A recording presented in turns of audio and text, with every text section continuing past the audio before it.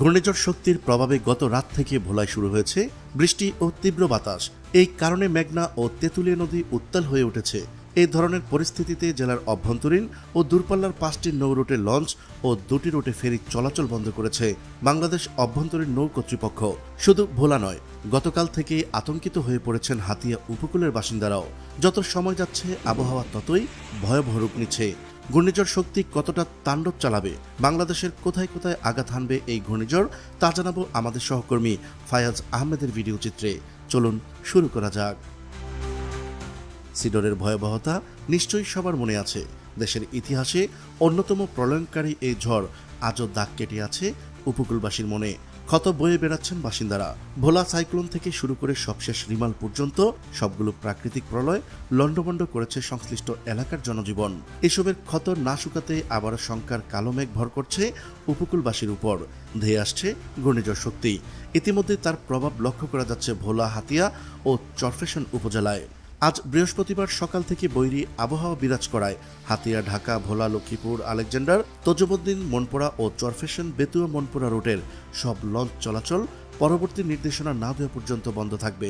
এছাড়াও ইলিশা ফেরিঘাটের ব্যবস্থাপক জানিয়েছে, বুধবার দিনগত রাত থেকে ভোলার ইলিশা থেকে লক্ষ্মীপুরের মজু চৌধুরী ঘাট ও ভোলার বেদুরিয়া থেকে বরিশালের লাহার ঘাটে কোনো ফেরি ছেড়ে যায়নি। পরবর্তী নির্দেশনা না দেওয়া পর্যন্ত এ দুটি রুটে ফেরি চলাচল বন্ধ থাকবে।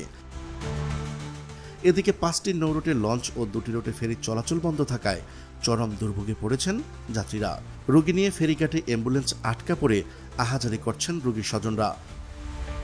জরুরি কাজে কেউ কেউ ঘর থেকে বের হয়ে ঘাটে গিয়ে বসে থাকতে হচ্ছে। উত্তাল রয়েছে মেঘনা ও তেঁতুলিয়া নদী। মাছ ধরা সব নৌকা ও ট্রলার জেলেরা নিরাপদে নিয়ে এসেছেন। এখন উপকূলীয় এলাকা জুড়ে মাইকিং করা হচ্ছে।